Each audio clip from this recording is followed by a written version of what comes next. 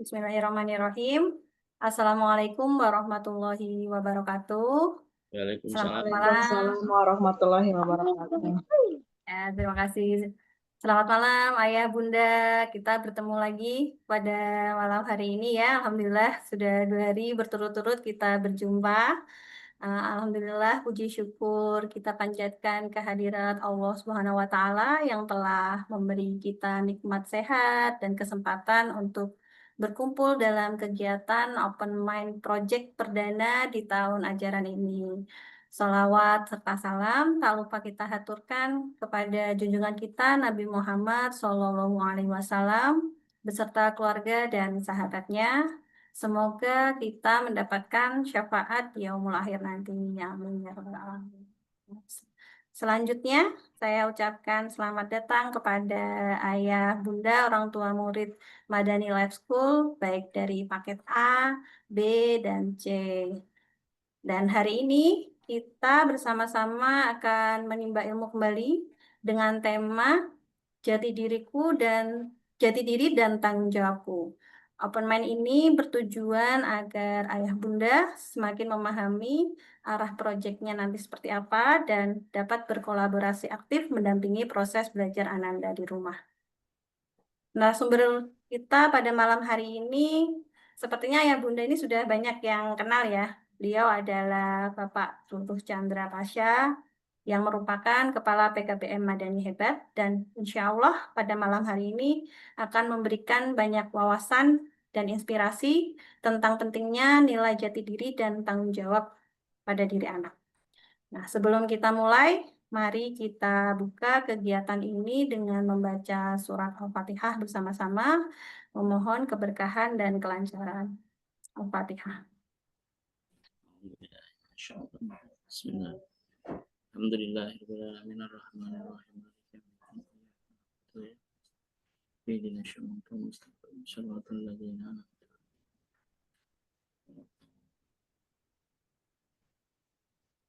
Selanjutnya, saya persilahkan kepada Pak Ruru untuk mulai menyampaikan materinya. Silahkan Pak Ruru. Jadi terima kasih Bu Angga pada malam hari ini. Saya itu kalau ngomong Bu Angga gitu kayaknya kayak lagu gitu. Kayaknya Ya, karena saya juga hari-hari ketawa, Pak. saya manggilnya Mbak Angga gitu. Oke, nggak apa-apa, Pak. Lebih luas di lidah gitu. Ya, Mbak betul. Angga, Mbak Aris dari Madani Life School malam ini sumringah gitu, yang telah memberi kesempatan kepada saya untuk menyampaikan open mind di proyek kita yang pertama. Bismillahirrahmanirrahim. Assalamualaikum warahmatullahi wabarakatuh. Waalaikumsalam warahmatullahi wabarakatuh. Alhamdulillah nahmaduhu wa nasta'inuhu wa nastaghfiruh wa na'udzubillahi min syururi anfusina wa min sayyiati a'malina may yahdihillahu fala mudhillalah wa la yudhlil fala hadiyalah. Asyhadu an la ilaha illallah wahdahu la syarikalah wa asyhadu anna Muhammadan abduhu wa rasuluhu la nabiyya ba'dah. Rabbi syrah li sadri wa yassir li amri wal 'uqdatam min lisani yafqahu qawli amma ba'du. Qala Allah fi kitabil karim a'udzu billahi minasyaitonir rajim. Bismillahirrahmanirrahim. Ya ayyuhalladzina amanu taqullaha faqulu qawlan syadida yuslih lakum a'malakum wa yuti'illaha wa rasulah faqad faza fawzan adzima. Faidan ya ayyuhalladzina amanu qu anfusakum wa ahlikum naron faqudu nasya wa tijarah. Shadaqallahul adzim. Ayah bunda sekalian yang pada malam hari ini hadir, saya mengucapkan selamat datang di Madani Life School yang hari ini adalah pertama kita di tahun ajaran baru di 2025 hingga 2026. Jadi ini adalah tahun ajaran baru bagi kita semuanya dalam mendampingi anak-anak kita yang kemarin mungkin kayak saya ini Vivi kelas 5, kemudian kita sekarang mendampingi anak kami kelas 6 dan teman ayah bunda sekalian mungkin juga ada yang naik kelas atau mungkin yang memang baru bergabung dengan Madani Life School. Saya ucapkan selamat datang semuanya di Madani Life School kami berupaya untuk terus memberikan yang terbaik, terus berinovasi, terus mengevaluasi. Mudah-mudahan ini semua bisa kita jadikan wasilah untuk mendampingi, menemani anak-anak kita untuk memberi bekal kepada mereka kelak, dan semoga kita memiliki anak-anak yang kuat, karena sungguhnya dalam Al-Quran kita sudah diberi peringatan, janganlah meninggalkan keturunan kita ke depan dalam kondisi diafan atau kondisinya lemah, dan mudah-mudahan ini menjadi wasilah untuk menguatkan kita semuanya. Ayah bunda sekalian, marilah kita bersama-sama memanjatkan puji syukur kehadirat Allah Subhanahu wa taala. Semoga dengan syukur kita ini Allah mudahkan, Allah ringankan, Allah beri kelimpahan kenikmatan-kenikmatan, berikan kekuatan, mampu mendampingi anak-anak kita terus bertumbuh, tidak hanya saja menumbuhkan dan membesarkan anak-anak kita dengan mendampingi mereka, menemani mereka, menerima mereka. Sesungguhnya kita sedang belajar terus-menerus untuk memperbaiki diri kita. Jadi sesungguhnya ujung dari pendidikan anak adalah sesungguhnya tidak berhenti di anak-anak kita bertumbuh, namun sesungguhnya bagian dari pembelajaran diri kita sebagai orang tua yang menjadi bekal kita, dan mudah-mudahan kita terus memperbaiki diri sehingga nanti kembali kepada Allah Subhanahu wa taala dalam kondisi kebaikan-kebaikan yang kita dapatkan.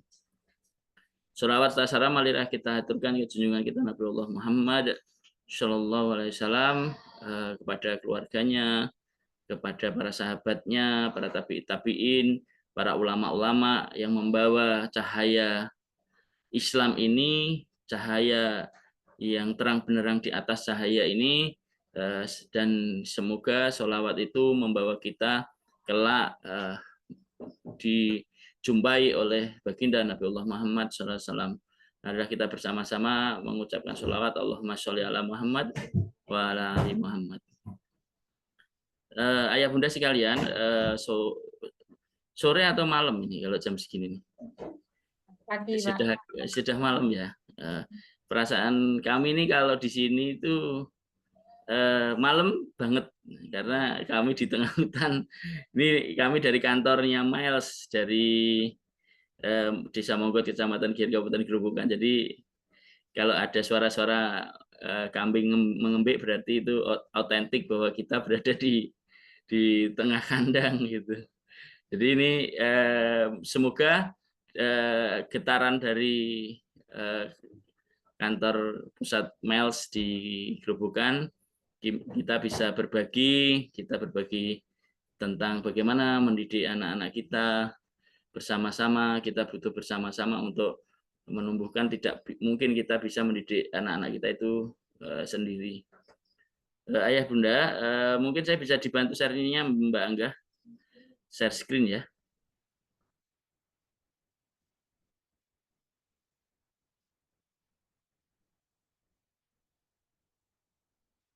Nah, ya di full kan, di full ya.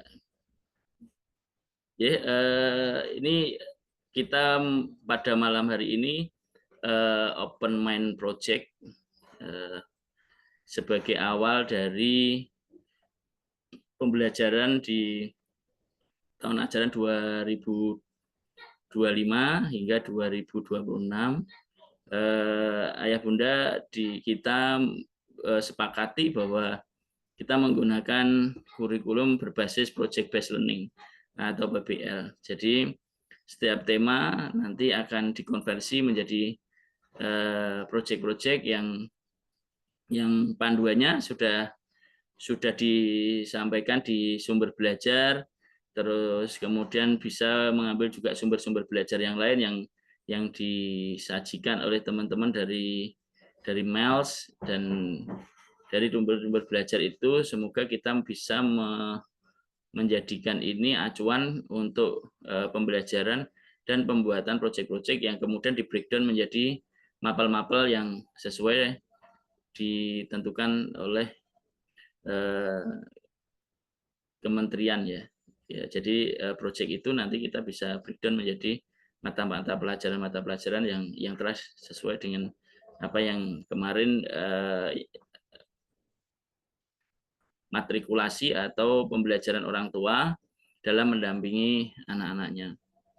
Pada malam hari ini kita akan membahas tentang jati diri dan tanggung jawabku. Next, Mbak Angga. Ya, Ayah Bunda, setiap manusia tentu punya jati diri.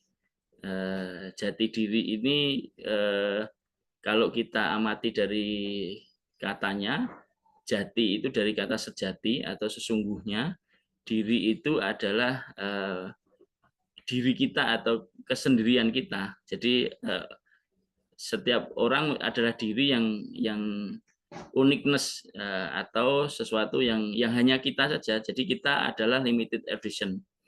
Jadi ini yang kita sepakati bahwa siapa kita, apakah jati diri ini hanya sekedar identitas seperti KTP, nama Pak Ruruh. Coba kalau saya dipanggil Pak Ruruh, itu Pak Ruruh yang mana gitu kan?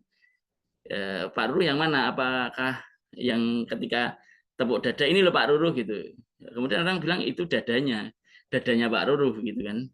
Ketika saya pegang kepala gitu, apakah ini Pak Ruruh? Juga tidak, itu kepalanya gitu. Dan sesungguhnya yang mampu dipegang dan dirasa itu sesungguhnya adalah hanya sifatnya identitas yang teridentifikasi gitu.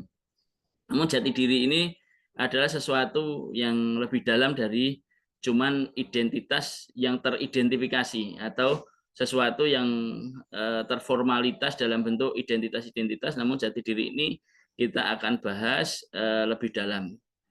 Oleh karenanya jati diri ini kita korelasi dengan tanggung jawabku. Jadi selama siapapun anak kita ataupun diri kita, ketika kita ingin terdidik atau bertumbuh, maka yang paling pertama adalah bagaimana kita mengenali jati diri kita. Jadi itu yang paling penting karena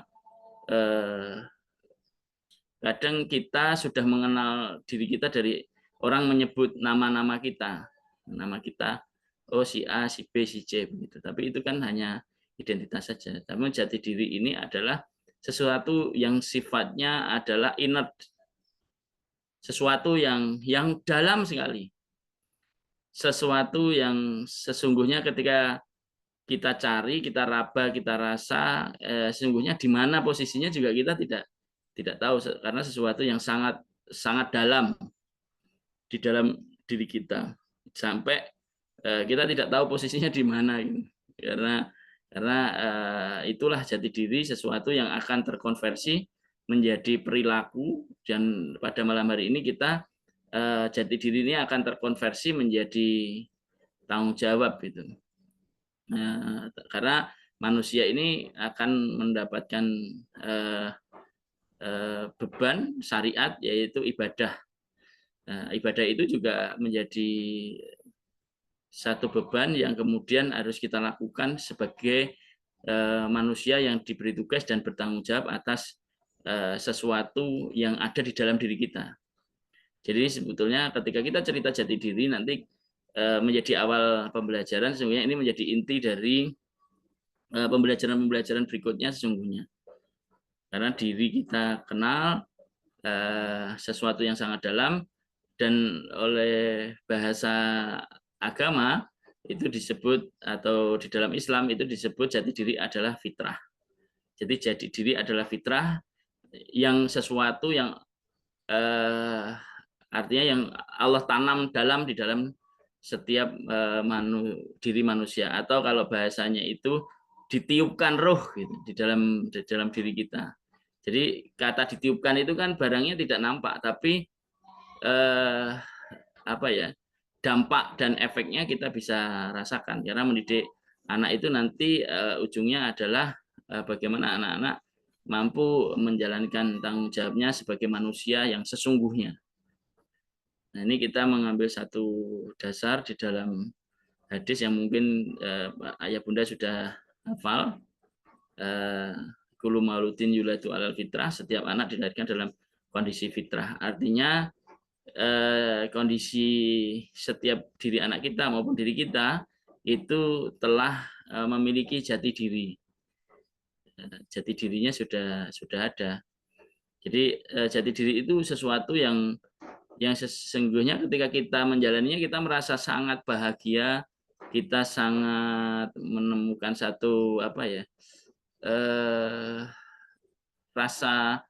rasa yang berlipat-lipat nikmatnya begitu ketika kita mendapatkan terfasilitasi jati diri ini, sehingga ketika kita mendapatkan diri kita sesuai dan sejalan dengan jati diri, kita akan menemukan kebahagiaan yang siang malam kita senantiasa berdoa, Rabbana atina fid dunya hasanah wa fil akhirati hasanah. Maka ketika dia menemukan jati dirinya, sesungguhnya doa ini langsung terkabul, atau langsung kita mendapatkan dampaknya, karena kita akan mendapatkan bahagia luar biasa. Sehingga apa yang kita lakukan begitu nikmat di dunia ini. Dan anak-anak pun ketika konsep kita belajar di Madani Life School adalah bagaimana belajar yang membahagiakan. Jadi belajar yang tarikannya dari dalam, dari inside out gitu. Sesuatu yang memanggil-manggil dan itu kemudian difasilitasi. Ini yang sering menjadi hal yang kita pelajari bersama kami di Miles untuk bagaimana menyajikan pembelajaran yang sesuai dengan jati diri.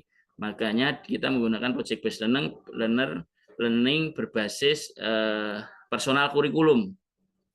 Nah, sesungguhnya intinya personal kurikulum ya di sini nih, di jati diri ini sesungguhnya. Maka setiap anak akan mempunyai kualifikasi yang luar biasa. Anak akan mudah menemukan exponential moment. Karena setelah ketemu jati dirinya, anak akan mendapatkan lejitan-lejitan yang kita sendiri terhenyak melihat laju dan kemampuan anak-anak begitu eksponensial, melejit gitu. Next, Mbak Angga.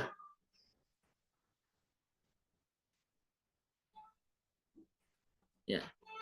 Tadi kita sudah bersepakat bahwa jati diri adalah fitrah atau innate goodness gitu ya, sesuatu yang Allah tanam untuk melakukan kebaikan. Maka saya mengutip dari beberapa guru kita, termasuk dari Ustadz Hari, dan beliau mengutip dari Profesor Naqib Alatas bahwa apa sih sebetulnya jati diri atau fitrah yang tadi kita sepakati bersama bahwa suatu yang inner goodness. Jadi ciri-ciri ketika kita menemukan jati diri kita atau fitrah kita, atau anak-anak sesungguhnya kita ingatkan, karena sesungguhnya fitrah ini sudah ada di dalam diri anak maupun di dalam diri kita. Apa sih sesungguhnya jati diri? Jati diri itu secara unsurnya ada 3, yaitu accept true knowledge, menerima kebenaran. Jadi anak-anak kita itu sesungguhnya lebih mudah menerima kebenaran daripada menerima keburukan. Nah, namun kan yang terjadi, kenapa anak-anak kita kok menurut kita selalu tidak benar gitu. Ini salah, lakukan ini salah, ini itu salah gitu kan. Padahal sesungguhnya anak-anak kita secara jati diri, kalau anak-anak kita bisa ditemukan jati dirinya, maka anak tersebut akan mudah menerima kebenaran. Kebenaran yang hakiki ya, tidak kebenaran menurut orang tua atau menurut tetangga atau menurut yang lain, karena sekarang itu kebenaran itu sangat multiple ya, berbeda-beda dari sudut pandang yang berbeda, sehingga anak-anak kita itu bingung ketika di satu tempat. Contoh begini, ketika anak kami diberikan bahwa kebenaran itu ketika mengalami kesalahan maka dibenarkan, tidak disalahkan. Tapi banyak ketika mendidik anak kan ketika salah itu disalah-salahin. tidak diberikan opsi yang lebih benar. Nah, kadang ketika di tempat lain maka anak kami ngamuk itu, loh kalau di rumah kami bapak kami tidak pernah nyalahin saya gitu kan. Kayak contoh Vivi itu, ketika belajar di les gitu, ketika pelajaran kali bagi tambah kurang itu bataku gitu, kali bagi tambah kurangnya dicoret oleh gurunya, dia nangis itu pulang, aku nggak mau belajar lagi, kenapa aku dicoret gitu kan. Kata bapak bahwa kalau nggak boleh nyoret, cuman dikasih yang betul di sampingnya begitu kan. Nah, ternyata metodologi ini yang kemudian anak menjadi bingung. Sebetulnya kenapa kita ketika salah harus dicoret gitu. Mudah sekali orang hari ini menyalahkan orang lain gitu kan. Nah, padahal sesungguhnya accept true knowledge atau menerima kebenaran, sebetulnya orang senang menerima kebenaran daripada dipersalahkan. Pun ketika kita sudah dewasa pun juga begitu. Kalau disalahkan juga nggak mau gitu kan. Tapi maka ketika anak mengalami sering dipersalahkan atau diterdakwakan di sidang di pengadilan keluarga, kadang anak akan kehilangan jati dirinya. Anak bingung gitu kan, rapuh secara jati dirinya karena dia tidak menemukan seperti kebenaran yang dimaksud yang seperti apa. Maka biarkanlah kesalahan yang dia lakukan itu didampingi dengan kebenaran yang dari berbagai macam kebenaran yang Allah maksud, tentu di dalam Quran dan Sunnahnya. Jadi kalau ketika melakukan ini ini sebetulnya ada panduan Rasulullah, Allah dan Rasulnya memberikannya panduan seperti ini. Contoh anak tidak mau berjilbab itu. Kemudian ibunya di sampingnya mengatakan ibu berjilbab karena begini. Itu perintah Allah, begini. Mereka akan mendapatkan begitu ya. Kebenarannya itu sebetulnya yang ini toh. Sementara aku ini lagi proses untuk menuju kebenaran. Jadi jangan mengatakan anak-anak mengalami kesalahan. Namun sadarilah bahwa ketika setiap hari anak-anak diberi opsi-opsi kebenaran, maka sesungguhnya jati dirinya akan muncul karena secara fitrah atau secara naluriah atau secara kemampuan jati diri si anak, dia akan menemukan kebenaran secara sadar. Yang disebut pendidikan berbasis kesadaran, bukan berbasis pembiasaan. Jadi jangan paksakan kebiasaan baik, tapi taruh kebiasaan baik di samping kebiasaan yang mungkin dia masih buruk. Nah, ini akan menemukan jati dirinya. Karena konsep pertamanya accept true knowledge. Jadi dia menerima kebenaran. Jadi semakin banyak dia mendapatkan kebenaran, maka dia akan menemukan jati dirinya. Yang berikutnya ada to do good. Setiap anak pengen melakukan kebaikan. Setiap anak melakukan kebaikan. Itu prinsipnya. Ketika dia menemui kebenaran, maka secara automatically ketika dia mendapatkan opsi-opsi kebenaran disampingkan tanpa dilukai dengan menyalah-nyalahkan, maka dia akan melakukan kebaikan itu dengan penuh kesadaran. To do good, accept true knowledge and to do good. Maka anak akan menerima kebenaran dan mampu melakukan kebaikan. Dan dari dua hal itu, maka anak akan masuk kepada fase di mana ready to carry out duties and responsibility. Dia menjadi anak yang siap menjalankan tugas dan bertanggung jawab. Jadi ketika dua unsur di atasnya itu belum mampu kita berikan yang terbaik, maka anak akan kenapa sudah gede kok nggak tanggung jawab gitu. Dikasih tugas kok nggak bisa gitu. Cuman tugas-tugas kecil, momennya menyapu lantai atau mencuci piring atau apalah yang ringan-ringan lah gitu. Kenapa anak-anak tidak mampu bersiap untuk menjalankan tugas dan tanggung jawab? Karena bisa jadi karena anak memang belum tuntas. Kenapa dia harus cuci piring? Kenapa dia harus menyiram tanaman? Kenapa ini? Karena memang dia belum menemukan bahwa ada kebenaran di baiknya dan kebenaran yang selalu disampaikan ketika dia mengalami kemalasan, mengalami hal yang mungkin tidak tepat, cara menyiramnya keburu dan yang lainnya, dia kemudian telah menerima kebenaran bahwa cara menyiramnya begini, caranya air bersih begini. Maka dia akan melakukan kebaikan, maka sejak saat itu dia akan siap menjalankan tugas dan bertanggung jawab. Ini yang penting. Jadi yang harus kita lakukan adalah memoles atau menumbuhkan atau memberi ruang kepada anak-anak kita untuk menemukan jati dirinya adalah dengan cara kemampuan menerima kebenaran, melakukan kebaikannya betul-betul kita fasilitasi, kita temani, kita bimbing, kita terima dengan baik. Jadi nanti kalau dia masih salah kita biarin, nggak dibiarin, nggak liar. Jadi di pendidikan fitrah atau pendidikan berbasis jati diri ini sesungguhnya bukan anak diliarkan ya, anak bebas tapi tidak liar. Artinya bebas melakukan aktivitas.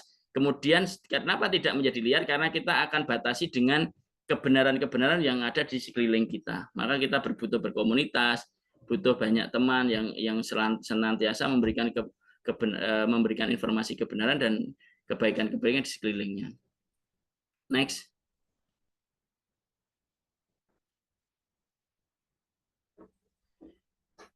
Ini tadi cerita tentang jati diri ya. Ini masuk ke materi tentang tanggung jawab. Tanggung jawab itu unsurnya 3. Jadi manusia disebut mukalaf gitu atau siap menerima taklif atau menerima beban atau penerima tanggung jawab itu unsurnya 3. 3 unsur utama yang menimbulkan orang kemudian atau anak-anak kita muncul tanggung jawabnya. Yang pertama adalah masa atau durasi atau waktu atau kesempatan. Jadi kita itu sebetulnya sebagai manusia, sebagai mungkin anak atau peserta didik atau apapun itu kenapa menjadi muncul tanggung jawab? Karena memang ada masa atau waktu yang ditentukan. Jadi ketika orang diberi waktu atau kesempatan, kalau di dalam Quran dikatakan wal asr innal insana lafi khusrin gitu. Banyak orang yang dikasih kesempatan itu kemudian melalaikan. Hal yang paling besar potensi lalai adalah atau menjadikan orang tidak bertanggung jawab adalah soal waktu. Maka semua ibadah itu berbasisnya waktu. Semuanya berbasis waktu. Berbasis kesempatan. Salat duhur ya ada waktunya, ada kesempatannya gitu. Puasa ya ada waktunya. Kayak momennya kita kasih proyek contohnya menyiram tanaman ya ada waktunya. Apalagi kami di pertanian peternakan itu semuanya ada waktunya, ada timeline-nya lah gitu. Ketika timeline itu tidak dipahami maka akan kesulitan anak atau kita mempunyai kemampuan untuk bertanggung jawab.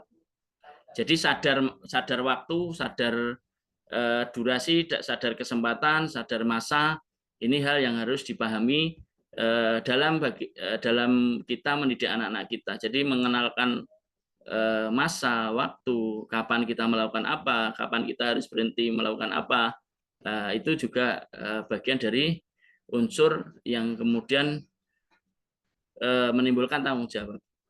Jadi hari ini banyak anak-anak kita disebut tidak tanggung jawab karena lupa waktu. Ketika main HP atau melakukan aktivitas-aktivitas yang lain, anak kehilangan waktu kan, sehingga kita sebut tidak bertanggung jawab gitu. Kita ketika kasih tugas maka dia akan tidak bisa menjalankan karena memang dia ambigu atau kebingungan soal waktu. Yang lebih parah lagi sekarang anak-anak itu tidak ngerti tentang jam bahkan jam analog saja tidak tahu. Jam analog itu banyak yang tidak tahu ya, perkiraan itu ternyata tidak tahu. Maka tanggung jawab itu juga bagaimana ketika mendidik anak-anak kita untuk memperkirakan ketika kita bergerak melakukan aktivitas bagaimana dan supaya anak-anak kita bertanggung jawab. Maka masalah pemahaman waktu atau pemahaman soal masa atau durasi dan kesempatan ini betul-betul menjadi titik poin bagaimana anak mampu bertanggung jawab. Jadi pertama yang harus kita lakukan adalah memahamkan anak-anak kita, bahkan diri kita, untuk bagaimana memahami dan mengatur, memperhitungkan, memperkirakan bagaimana waktu itu berjalan. Karena sesungguhnya waktu tidak mau dihentikan, waktu terus berjalan. Sehingga kita kehilangan waktu dan tentu kita akan banyak kehilangan kesempatan untuk bertanggung jawab. Yang kedua adalah unsur utamanya adalah janji, komitmen, atau akad. Jadi kenapa ini penting, janji atau komitmen atau akad? Ya sering mungkin kalau yang ayah bunda tentu mengalami fase pernikahan ya. Seorang ayah sebelumnya ada seorang suami yang kemudian melakukan komitmen atau akad atau janji begitu, yang kemudian menimbulkan tanggung jawab. Bagi anak-anak maka penting untuk anak-anak dipahamkan tentang makna janji, komitmen, atau akad ini. Karena apa? Ini sangat penting terhadap tanggung jawab dan komitmen dia ketika dia memilih sesuatu. Nah, ini tanggung jawab ini penting. Ketika ini saya cerita ya, ini sangat pribadi gitu. Ketika saya dulu mendidik Akbar saat memilih menjadi peternak. Apakah langsung jadi peternak? Tidak. Mas Akbar itu ya main bola, naik gunung, bersepeda, apa-apa banyak aktivitasnya. Cuman ketika saya tanya mana di antara itu yang kamu mau komitmen, mau janji untuk menekuninya. Nah, kamu laki-laki, laki-laki itu yang dipegang adalah janji, komitmen, dan atau akadnya, gitu. Karena kelak itu yang penting. Masalah berhasil atau tidak itu proses waktu. Namun janji dan komitmen itu sesungguhnya yang penting kemudian untuk menimbulkan orang punya tanggung jawab. Jadi anak-anak yang punya kemampuan, punya janji dan komitmen yang kuat, maka dia akan punya potensi untuk timbul kesadaran untuk bertanggung jawab. Maka ketika kambingnya dihajar PMK dari 230-an tinggal 7 ekor itu kambingnya, dan saya bilang gimana, kita mau terusin apa tidak? Dia bilang bahwa saya sudah janji dan komitmen mau jadi peternak kambing, maka saya akan pegang janji saya. Ketika itu saya lepas, maka sesungguhnya kata Mas Akbar bahwa saya sudah tidak ada di dunia ini karena saya sudah tidak punya kemampuan untuk memegang komitmen. Dan akhirnya 7 ekor itu sekarang bertumbuh menjadi Fatabar Farm, dan luar biasa. Anak-anak dengan tanggung jawab itu akan bertumbuh menjadi pribadi yang ketemu jati dirinya. Ini yang penting. Yang ketiga adalah tugas, peran, dan atau duta tadi ya, datis, atau siap menerima tugas peran yang lebih besar. Ketika anak mampu memahami waktu, memahami atau menyadari tentang janji dan komitmen, maka ketika dia dikasih tugas atau peran apapun, atau dia kelak menjadi, kalau laki-laki menjadi suami, atau kalau yang perempuan menjadi istri, maka tugas dan peran yang dilakukan berbasis kepada janji dan komitmennya. Kemudian sesungguhnya semuanya tetap ada durasinya, ada waktunya. Kita di dunia ini juga sebetulnya ada durasinya. Sholat itu sebetulnya tidak terus. Sholat itu cuma dari balik sampai nanti ketika kita disolati kan sebetulnya. Tidak lama sholat itu. Dan waktunya pun ditentukan kan. Tidak sholat terus kan, cuma 5 waktu kalau di rumah. Kalau di perjalanan kita cuma 3 waktu kan.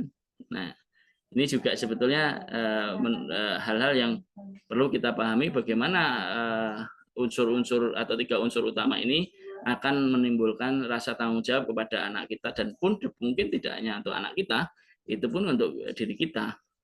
Karena kita perlu pahami sekarang itu antara balik dan akilnya, atau secara seksual itu sudah cukup, udah balik, bahkan sudah punya anak, punya istri gitu, kadang rasa tanggung jawabnya pun jauh masih belum tumbuh. Nah, ini yang menjadi penting untuk sejak awal anak-anak kita dipahamkan, dihantar, difasilitasi untuk memahami tanggung jawab melalui 3 unsur utama: memahami waktu atau durasi, kesempatan, yang kedua adalah janji, komitmen, dan kemudian dia memahami tugas perannya yang sedang diembannya.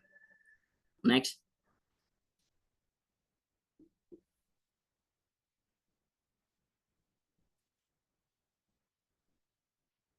Nah, ini sesungguhnya Allah tidak juga memberikan percuma apa-apa yang kemudian Allah bebankan atau taklifkan kepada kita atau beban kepada kita. Sesungguhnya Allah pun memberikan kelengkapan atau tools ya, sebagaimana di dalam surat Al-Isra ayat 84. Kulu ya malu ala sakilatih.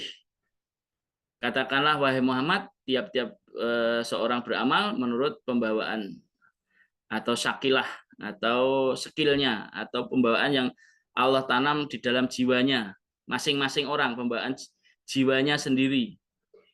Jadi jati diri sesungguhnya sudah diberikan toolsnya, jadi kita tidak usah repot-repot menanamnya karena memang Allah sudah bawakan, jadi alatnya sudah ada, perlengkapan untuk merawatnya sudah ada, karena kita tinggal merawat saja, menumbuhkan saja. Fitrahnya sudah benar, kemudian sudah diberi pembawaan yang baik gitu, gawan, kalau bahasanya orang Jawa itu gawan bayinya yang baik gitu kan, jadi beri kebaikan. Maka Allah lah atau Tuhan kamulah yang lebih mengetahui, yaitu farobukum dan robmu gitu kan, dan Tuhanmu lah yang lebih mengetahui gitu, a'lamu biman huwa ahda sabila, yang kemudian Allah mengetahui apakah jalan atau perilakumu itu sesungguhnya betul, atau sabilnya atau sabilatanya itu jalannya adalah benar. Maka sesungguhnya orang-orang yang menemukan jati diri, paham tentang jati diri, paham tentang bagaimana bertanggung jawab atas dirinya, maka dia akan mudah menemukan jalan hidupnya. Hidupnya akan lebih bahagia, hidupnya akan lebih tertuntun oleh cahaya Allah.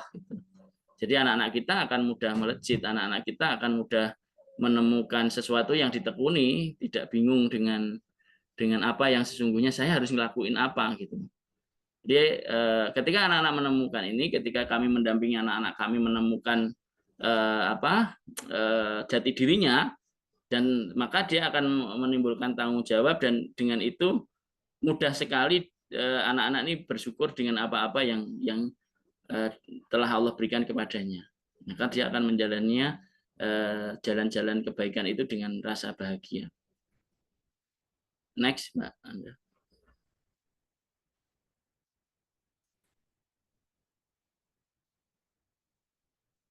Nah, ini kemudian kita masuk ke tahapan mendidiknya agak lebih teknis begitu ya.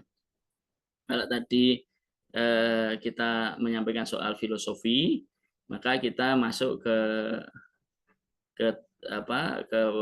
materi tentang bagaimana kita down to earth ya. Tadi kan langitan itu, berbasis wahyu, berbasis hadis itu. Coba kita masuk ke keseharian atau sesuatu yang membumi lah, yang fakta nyatanya di lapangan, atau kita setiap hari berada di sampingnya anak-anak kita, baik secara physically ataupun secara values gitu. Karena anak-anak kami ini Akbar kuliah, ini sedang ujian akhir semester, Vivi juga sedang magang. Kami dampingi mereka dengan value, dengan nilai-nilai, tata nilai yang sesungguhnya kami senantiasa memberikan satu hal yang kita tanam di dalam inner goodness-nya tadi, jati dirinya, bahwa kamu tidak pantas melakukan ketika ini. Jadi dia ketika melakukan apa-apa itu sudah berpikir tentang bagaimana saya harus bertanggung jawab dengan dirinya sendiri. Maka tahapan mendidik tanggung jawab ini tentu penting, karena anak-anak kita tidak akan bakal selalu ada di sekitar kita, pasti akan pergi meninggalkan kita, baik magang lah atau kuliah di luar kota lah, melakukan aktivitas-aktivitas yang semakin lama akan jauh, dan itu artinya anak-anak kita mulai mengalami kemandirian, dan kemandirian itu inti pokoknya adalah anak menemukan jati diri dan bertanggung jawab, maka dia tidak akan mudah terombang-ambing oleh kondisi lingkungan yang kondisinya sekarang memang tentu sangat toksik ya, sangat polusi gitu terhadap kondisi anak-anak. mudah sekali terpengaruh karena memang sejak awal pemahaman tentang jati diri dan tanggung jawabku ini tidak tuntas ketika kita didikkan di rumah. Maka tahapan mendidik tanggung jawab dimulai dari menemani. Jadi kemarin mungkin kalau yang ikut di Banjar saya di pembukaan matrikulasi sudah saya sampaikan bahwa sesungguhnya Madani Life School ini bermula dari bagaimana kesadaran orang tua untuk menerima dan menemani anak-anak kita. Kemarin sudah saya sampaikan bahwa ini penting sekali untuk menemukan jati diri anak dan mendidik anak menjadi bertanggung jawab.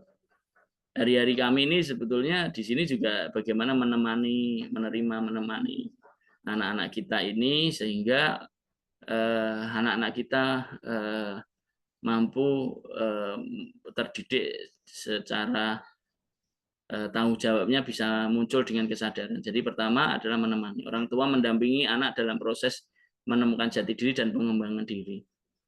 Jadi kenapa pentingnya menemani? Karena tadi potensi anak itu atau jati diri anak itu kadang muncul tapi tidak disadari.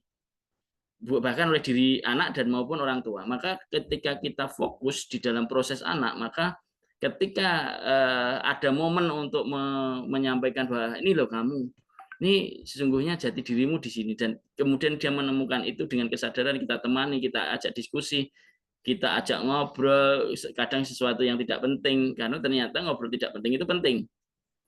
Jadi sebagai teman itu ternyata yang penting adalah ngomong yang tidak penting. Karena kalau ngomong mulai penting itu mulai jadi singa. Nah, anak-anak itu kalau sudah saya ngomong serius itu jadi singa itu. Sudah nguap-nguap dia.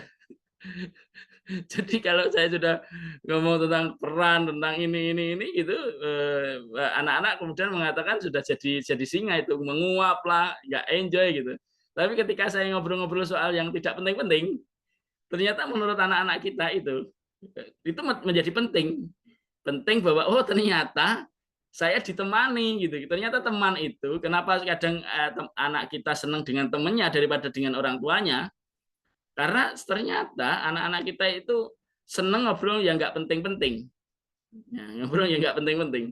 Maka kalau kita temannya sebagai orang tua menjadi teman atau pendamping dalam proses, maka di sela-sela yang tidak penting itu, maka kita masukkan sesuatu yang penting-penting.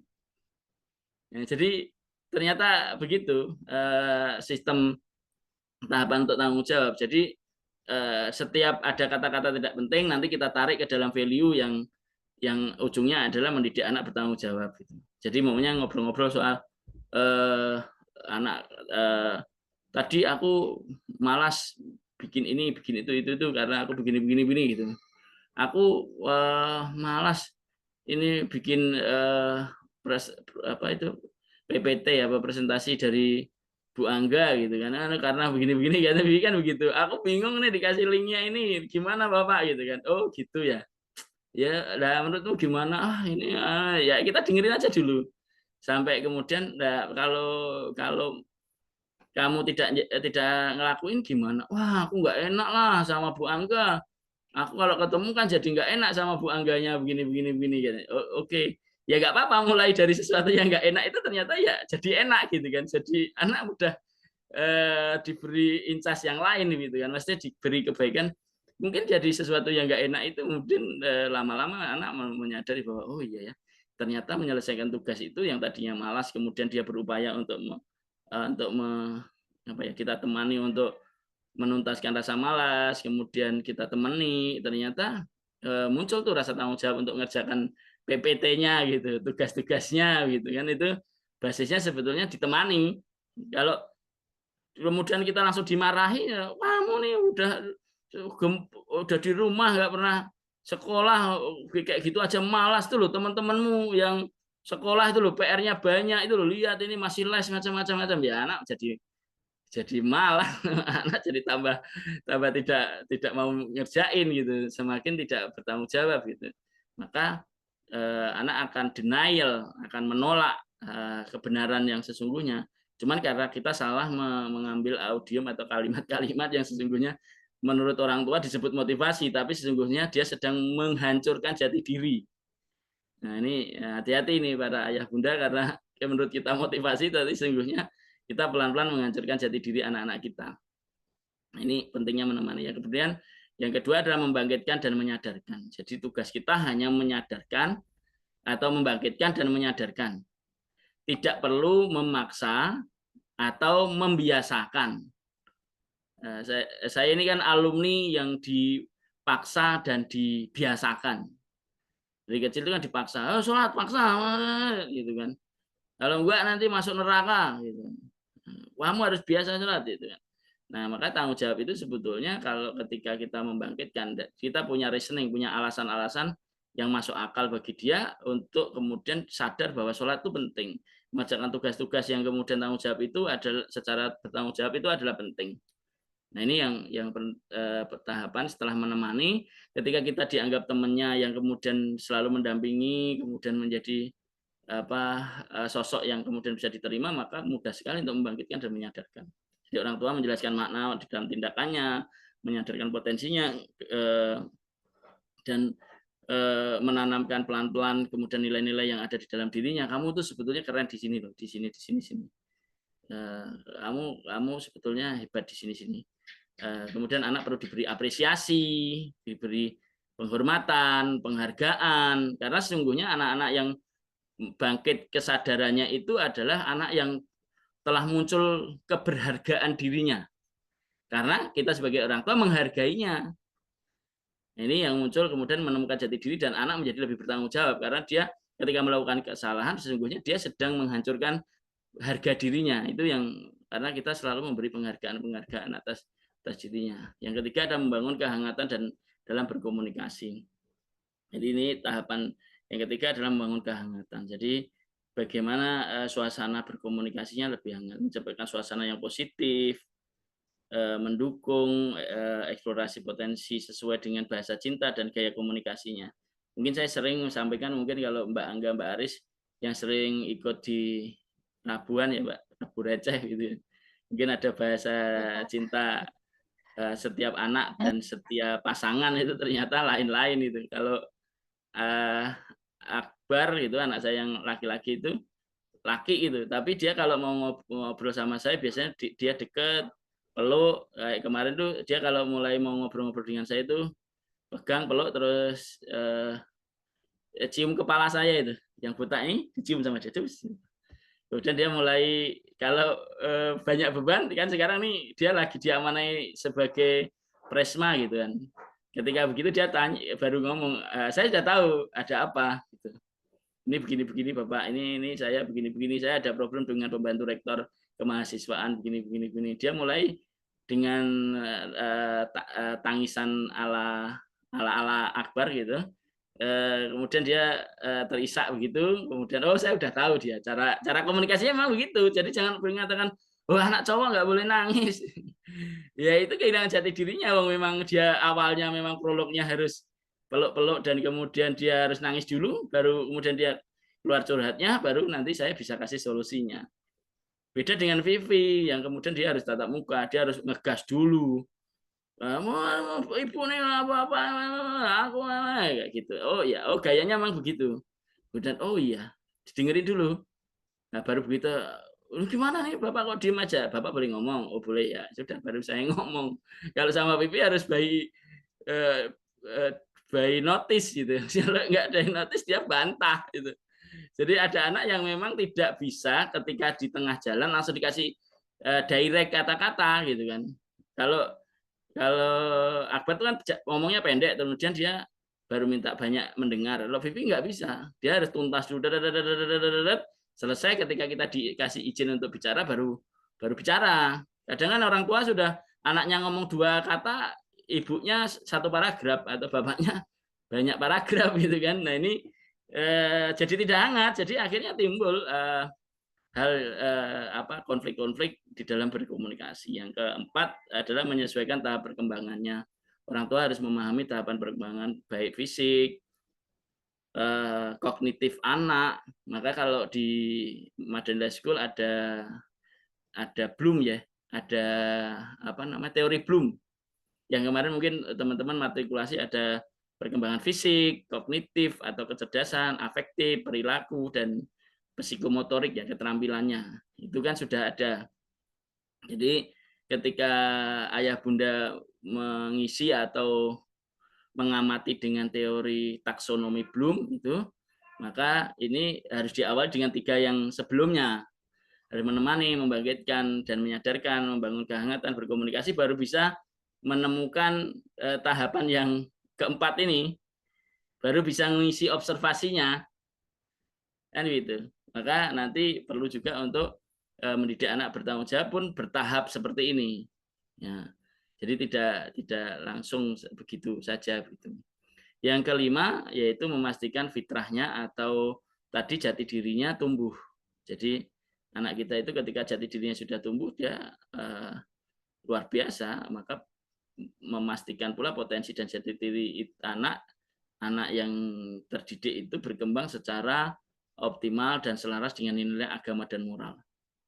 Jadi sudah tidak bingung lagi tentang anak kita sholatnya bagaimana, ininya bagaimana, sikapnya kepada orang bagaimana, adabnya seperti apa. Itu ketika dia sudah mampu terdidik secara tanggung jawab, maka dari soal internal atau insight-nya sampai ke out-nya, yang tadi disebut physically, kognitif, afektif, dan psikomotoriknya ini akan tumbuh secara komprehensif gitu, secara lengkap bertumbuh gitu. Walaupun memang kadang tumbuhnya juga tidak bebarengan, ya nggak apa-apa, itu bagian proses dari mendidik. Memang kalau mendidik itu paling bagus kan konsepnya kan terus berupaya, terus belajar, terus berikhtiar. Itu asiknya mendidik memang begitu. Kalau gampang ya tidak ada lejitan-lejitan, ya nanti anak-anak kita tidak mampu terdidik jati dirinya, dan tanggung jawabnya tidak kokoh, karena nanti sesungguhnya dengan tidak tumbuh secara serempak itu sebetulnya mengokohkan akar dari jati diri dan akan menguatkan juga rasa tanggung jawab di diri anak kita. Next.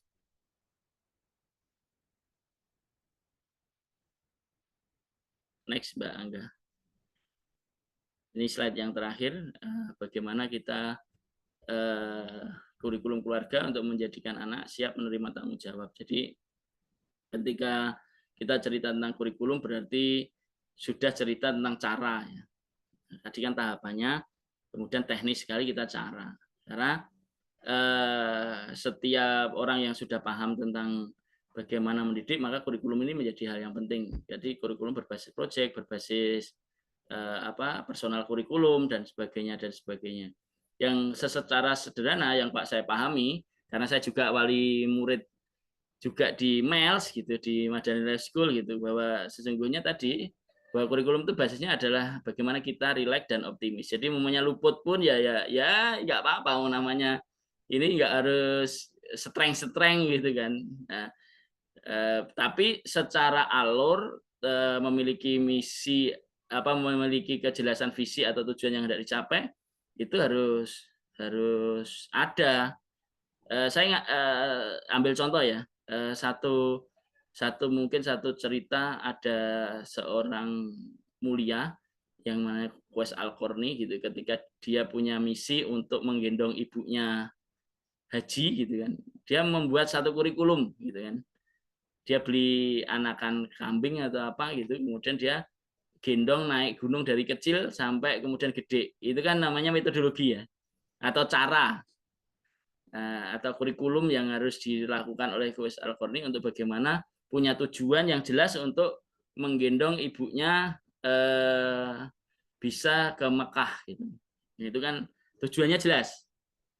Jadi anak-anak ini bertanggung jawab itu harus punya tujuan. Jadi anak itu kalau bertanggung jawab itu tujuannya apa sih gitu kan. Oh, ternyata tujuannya luar biasa gitu. Bagaimana anak-anak kita mempunyai kemampuan untuk mudah belajar. Anak-anak yang punya kemampuan tanggung jawab luar biasa, dia akan mudah belajar. Karena apa? Kemampuan dia untuk terus bertanggung jawab atas kemampuan dirinya bertumbuh secara intelektual itu akan muncul kalau dia bertanggung jawab. Ya tadi ketika awal-awal Akbar maunya yang anak saya yang Akbar itu nggak mau kuliah begitu, nggak mau kuliah karena ya sudah saya punya kandang ini sudah cukup untuk operasional saya, untuk sangu saya, untuk jajan saya sudah gitu. Tapi ternyata begitu ketemu orang dan dia banyak berinteraksi dengan sikap baik, punya kemampuan terus di-upgrade ternyata oh iya ya, saya harus kuliah ya gitu. Karena saya harus punya tanggung jawab untuk membesarkan Fatabar Farm gitu. Ternyata ketika dia punya tujuan untuk membesarkan Fatabar Farm itu menjadi tujuan, maka dia mulai tumbuh tuh kurikulum bagaimana dia bertanggung jawab atas bertumbuh berkembangnya Fatabar. Sehingga dia harus kuliah, dia harus sekarang ketika dia bertumbuh dia harus belajar untuk jadi konsultan karena beberapa badan usaha milik desa yang kemudian jadi konsultani oleh dia gitu. Sehingga dia secara pengetahuan dia nambah karena tanggung jawab yang bertambah, peran yang bertambah, itu menimbulkan dia harus punya pengetahuan dan sikap dan keterampilannya pun bertambah. Nah, kemudian anak akan bertanggung jawab atas semuanya. Maka anak harus punya tujuan apa yang mau dia perjuangkan terhadap yang dia mempertanggungjawabkan terhadap dirinya, sehingga dia akan menguatkan jati dirinya, akan terus menguatkan sikap dan tanggung jawabnya itu akan bertumbuh. Jadi tanggung jawab itu akan semakin dewasa dia akan bertumbuh, semakin kuat, dan dengan kuatnya tanggung jawab maka jati dirinya pun akan kokoh, akarnya akan kuat. Dan kemudian yang kedua, kurikulum yang penting di dalam keluarga adalah menanamkan nilai-nilai moral atau values-values yang dia pegang. Jadi tadi kehormatan keluarga itu dipegang. Nilai-nilai hidup di dalam keluarga itu harus dipegang. Sering saya menanamkan tanggung jawab itu di dalam soal pendidikan begini. Ada 3 hal yang kamu harus ingat bagaimana kamu dimanapun harus bertanggung jawab. 1, gunakan akalmu, maksimalkan ibadahmu, jangan maksiat. Itu kan 3 hal yang value yang yang dulu dari mbah saya sudah ditanamkan itu, dan sekarang pun tak saya tanamkan di anak-anak saya. Jadi kalau dimanapun kamu berada, kamu harus bertanggung jawab dengan dirimu dengan 3 hal. Gunakan intelektualmu atau nalarmu, gunakan kemampuanmu untuk melakukan ibadah dan mengingat Allah. Yang ketiga, jangan maksiat. Karena salah satu indikator bahwa manusia itu punya jati diri dan bertanggung jawab adalah dia tidak akan melakukan kemaksiatan baik terhadap orang lain maupun kepada Tuhannya. Nah, itu penting, satu values yang harus dipegang. Yang ketiga adalah menyadari peran terbaik terhadap tugas yang diembannya dengan integritas berdasarkan pada ketuhanan. Jadi semuanya tidak sembrono gitu. Contoh ketika diberi kesempatan kemarin di BUMDes, wah ini kesempatan nih di Koperasi Merah Putih ini kan yang saya ya potensi untuk markup macam-macam ini kan juga luar biasa karena dia konsultannya kan dia boleh ini. Saya bilang kenapa nggak kamu markup Mas gitu dengan saya nada menguji. Hari ini saya bisa lolos Pak, tapi satu saat pasti ketika saya akan diaudit dan saya akan kena gitu. Nah, apakah pernah ada temanmu yang kena? Kemarin ada Pak teman saya yang kena gitu kan. Ketika kambingnya di markup tidak sesuai, maka ketika ternyata ada problem di BUMDes-nya, maka dia kena itu. Kena dipersangkakan gitu. Karena ternyata dia masuk ke ada hal-hal yang kemudian secara hukum bermasalah. Nah, jadi itu akan timbul rasa tanggung jawabnya. Dia tidak akan memarkup atau melakukan aktivitas kemaksiatan yang sesungguhnya dia punya potensi untuk itu. Mudah sekali untuk melakukan itu gitu kan. Karena secara knowledge sesungguhnya mudah karena kan awam ya, rata-rata desa, Pak Lurah dan lain-lain itu kan ya awam gitu. Tapi ketika dia menyadari peran terbaik untuk tugas yang sebagainya, maka kurikulum ini harus penting. Bagaimana menyadarkan anak-anak kita ketika punya peran harus punya kemampuan untuk bertanggung jawab. Jadi kurikulum keluarga untuk menjadikan anak siap menerima tanggung jawab itu poinnya adalah 3, memiliki kejelasan visi, menanamkan nilai-nilai, kemudian betul-betul punya integritas. Saya kira itu Ayah Bunda dan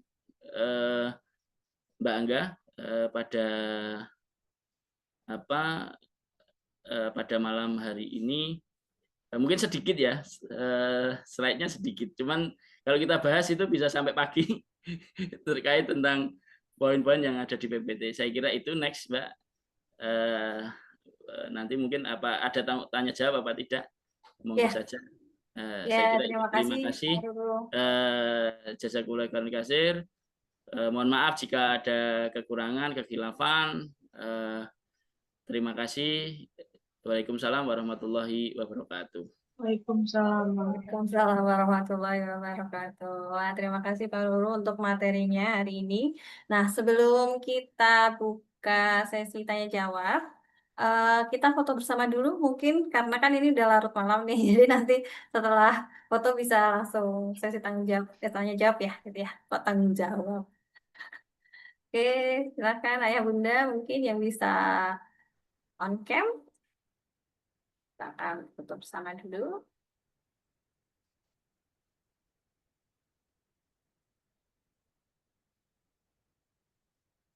Ada 2 layar.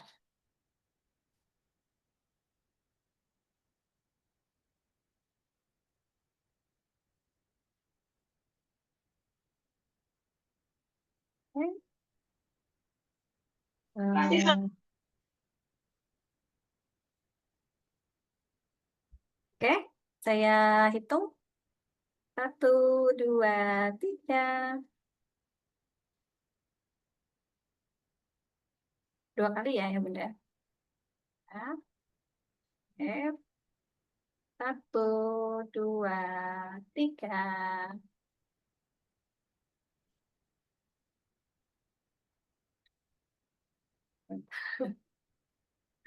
Oke, ada ini. Ya, terima kasih Ayah Bunda. Nah, kita akan masuk ke sesi tanya jawab. Silakan Ayah Bunda yang ingin bertanya bisa raise hand. Mungkin. Atau mungkin sharing. Tadi ada sharing ya sedikit dari Bunda Mary ya.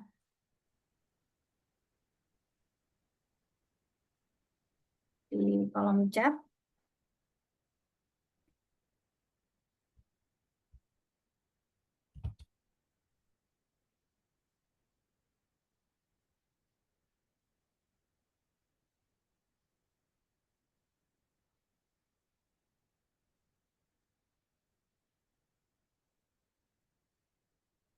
Oh, Ini kayak ada pertanyaan nih, Mbak. oh iya. Yang ini, yang Oh iya betul ya. iya Oke, oh ini pertanyaan dari Tetek. Bunda Oke, Mary. oke, Bunda Mary ya. Saya menyadari telah melakukan kekeliruan yang disebutkan Pak Roro. Alhamdulillah malam ini mulai terurai di mana letak kekeliruan dan apa yang harus diperbaiki. Mohon bantuannya. Bagaimana cara mengaplikasikan menemani bukan merusak jati diri, menumbuhkan dan menyadarkan bukan menyalahkan. Terkadang niat kami adalah menanamkan value, tapi ternyata caranya keliru. Oh, gitu. Oh, iya. Langsung dijawab, Mbak, atau satu pertanyaan Ya, atau langsung? Iya. langsung aja Pak ya. Oh ya. Terima kasih Bunda Mary ya, bundanya Mas Fatih ya. Sesungguhnya ketika kita menjadi orang tua, kalau kita kembali kepada kesadaran ya, kembali kepada soal-soal yang lebih dalam tentang mendidik, coba kita mulai dengan minta maaf lah dengan anak-anak kita itu. Jadi berupaya untuk minta maaf. Mungkin setiap orang cara minta maafnya lain-lain tentu ya Mbak Angga ya. Jadi ada yang verbal, mungkin ada yang tidak verbal, tapi intinya anak merasakan bahwa yang kita lakukan selama ini adalah hal-hal yang keliru. Jadi kadang ego orang tua ini yang membuat kita tidak mampu untuk minta maaf pada anak kita. Apalagi mungkin ya sama dengan saya di awal-awal, ya mungkin 8 tahun yang lalu ya, untuk minta maaf itu kan kepada anak, kepada lingkungan, istri gitu kan, kepada ya anak-anak lah, terutama istri dan beberapa lingkungan yang terdekat gitu kan. Ternyata saya melakukan ini keliru. Ya minta maaf aja. Itu pertama dengan bagaimana kita minta maaf. Ya. Namun tidak hanya berhenti di minta maaf, namun kadang kita harus mulai merubah kesadaran kita dari sang pemberi informasi menjadi sang pendengar informasi. Jadi coba kita lebih banyak ketika anak-anak kita bertumbuh, coba kita lebih banyak untuk mendengar apa yang kamu rasakan, kemudian tadi apa yang kita rasakan ketika dia mengatakan itu. Jadi sebetulnya lebih bagaimana menumbuhkan dan menyadarkan bukan menyalahkan adalah ketika kita tidak memberi justifikasi apapun tentang pendapat anak. Jadi ya kamu punya pendapat itu, Bapak punya pendapat ini, nanti waktu yang akan mengujinya pelan-pelan. Jadi sesungguhnya values itu tidak bisa dilihat hasilnya segera memang. Dan orang untuk mengatakan ayah benar, bunda benar, aku salah, itu kan sama sulitnya ketika kita mengatakan anakku benar, suamiku benar, atau istriku benar, itu kan juga gampang kan. Saya yang salah itu kan memang ya tidak mudah. Maka tentu akan ada proses-proses yang bagaimana proses menemani itu. Jadi kesadaran bahwa kemarin saya pernah ada diskusi nih sama Akbar terkait ada temennya yang mengalami apa ya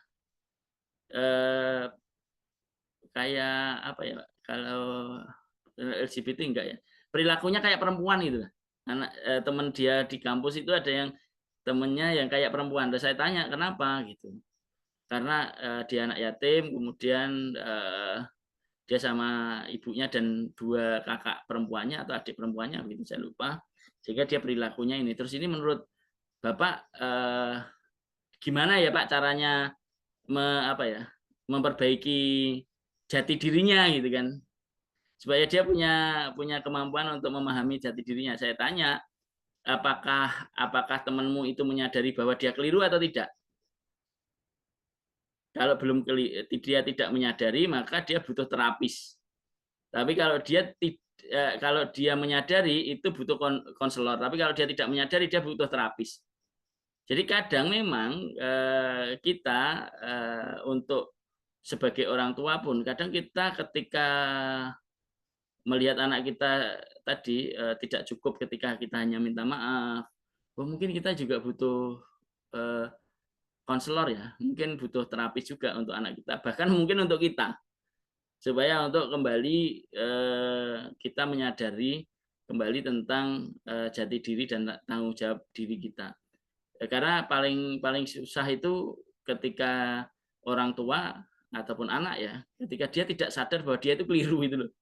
Itu yang menjadi rusak jati dirinya, dan sehingga dia merasa tidak perlu bertanggung jawab atas itu gitu kan, karena dia tidak sejak awal tidak menyadari gitu.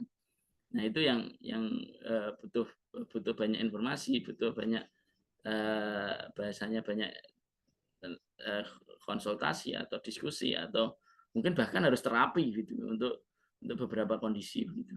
Itu Mbak Angga terkait bagaimana kita mulai menumbuhkan dan menyadarkan, bukan menyalahkan. Jadi kita jadi teman yang asik lah, banyak ngobrol yang nggak penting-penting lah, biar nanti sesuatu yang pentingnya akan bisa kita direct tanpa perlu menjustifikasi anak atau menyalahkan pendapat anak. Itu saja Mbak Angga. Terima kasih. Oke, baik. Ini sepertinya ada pertanyaan lagi Pak ya di kolom chat.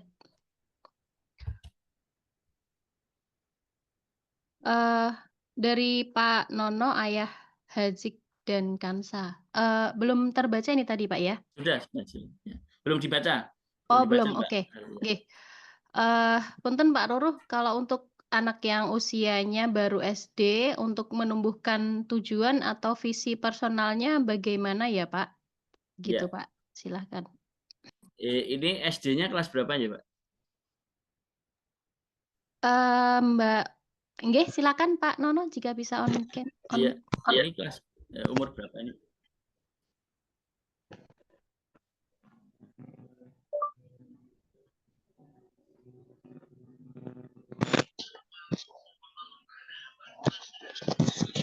Iya, monggo Pak. Nah, ini usia putranya kelas berapa, Pak?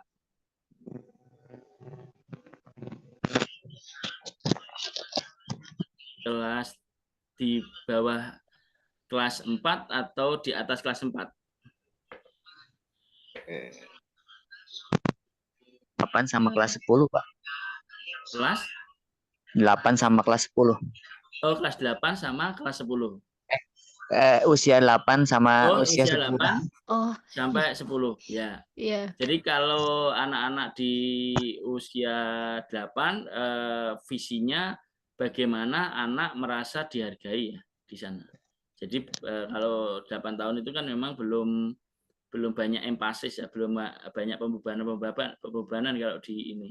Jadi dari sesuatu yang visi personalnya adalah bagaimana dia mampu mandiri secara personal dulu, Pak Nono. Jadi kayak sederhana lah untuk urusan privat dia lah, toilet training, mencuci piring, mencuci baju itu berbasis visi personalnya adalah bagaimana bebersih diri. Jadi bertanggung jawab terhadap diri dulu. Karena nanti ketika dia masuk 10 tahun, dia sudah mampu memahami tentang kemandirian berbasis diri. Jadi dia bertanggung jawab atas dirinya sendirilah.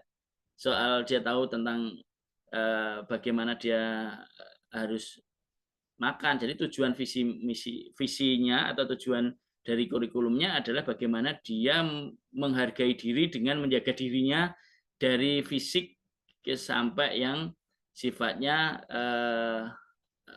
fisik berbasis tubuh dan yang berbasis kepada keamanan dia dan kenyamanan dia berada di satu tempat. Jadi dia disadari tentang siapa dirinya. Kalau di dalam jati diri, oh dia laki apa perempuan. Kemudian dia harus, kalau dia sudah mulai tahu bahwa oh ini saya perempuan, saya maka harus pakai jilbab gitu kan. Jadi mulai sudah jadi visinya atau tujuannya adalah bagaimana dia menjaga diri, Pak. Menjaga diri lah, bertanggung jawab atas diri. Itu dulu yang ini. Karena nanti umur 10 tahun dia sudah harus magang ya. Kayak Vivi ini kan 10-11 tahun sudah harus magang. Jadi saya sudah tahu, oh dia kalau keluar tidak pakai jilbab itu sudah malu. Kalau 10 tahun dia sudah paham soal diri, dia sudah mulai, kita visinya adalah menghormati orang lain. Jadi kalau yang 10 tahun itu visinya adalah bagaimana dia menghormati orang lain, tapi selain menghormati dia juga sudah tuntas soal bagaimana dia menjaga diri. Jadi ini 8-nya bagaimana dia bisa mengkontrol diri untuk menjaga diri, minimal yang soal fisik ya Pak. Soal fisik, soal sikap itu bagaimana dia menjaga diri, tahu bahwa dia itu tidak bingung dengan soal gender kayak gitu. Itu masih Pak. Karena nanti dari situ dia akan muncul tanggung jawab menjaga dirinya itu Pak Nono. Jadi lebih ke diri lah kalau yang masih SD umur 8 sampai 10 tahun. Dan nanti persiapan untuk pergi keluar rumah, bertanggung jawab diri dengan diri sendiri. Itu Pak Nono.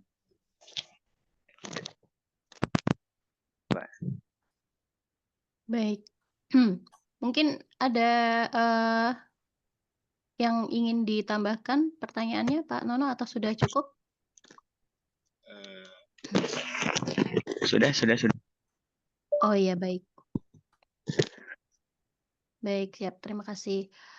Mungkin ada ayah bunda yang lain ingin memberikan eh, responnya atau mungkin ada pertanyaan bisa disampaikan di apa di kolom chat bisa atau bisa raise hand.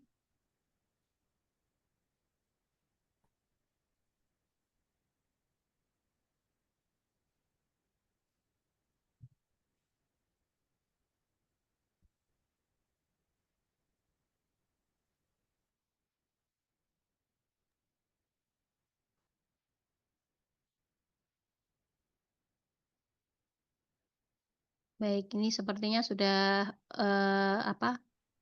semakin malam ya, jadinya jadinya sudah habis baterainya mungkin Pak, mulai habis baterainya. Ya. Baik, ini tadi Mbak Angga izin keluar sebentar, sebentar.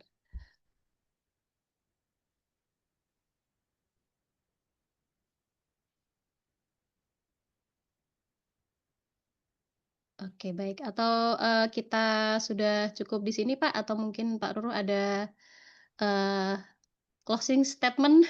Closing statement. Saya kira sudah Mbak Aris. Oke, siap. Saya kira teman-teman juga sudah sering mendengarkan materi-materi serupa ini. Dan ini kan hanya salah satu pengkayaan saja, mungkin tambahan-tambahan yang mungkin dan penguatan atau pengingatan kembali terkait tentang tema ini. Saya kira ayah bunda sudah punya banyak lah tentang literasi yang lain atau sumber belajar yang lain. Ini kan hanya satu dari berbagai sumber belajar yang mampu dihadirkan oleh Mother Life School. Saya kira itu Mbak Aris. Terima kasih. Saya tidak ada closing statement, cuman menyampaikan rasa bahagia luar biasa bisa bertemu dengan ayah bunda di malam hari ini. Apresiasi yang setinggi-tingginya, penghormatan yang luar biasa kepada ayah bunda yang telah sanggup untuk menyadari bahwa mendidik tidak hanya sekedar memasrahkan saja kepada para guru, namun mengambil peran yang luar biasa untuk mendidik anak-anak kita. Saya kira itu. Terima kasih. Assalamualaikum warahmatullahi wabarakatuh. Waalaikumsalam warahmatullahi wabarakatuh. Waalaikumsalam warahmatullahi wabarakatuh. Udah. Terima kasih, jadi sempat digantikan oleh Mbak Aris. Ada sedikit ini ya, sekilas info. Nah,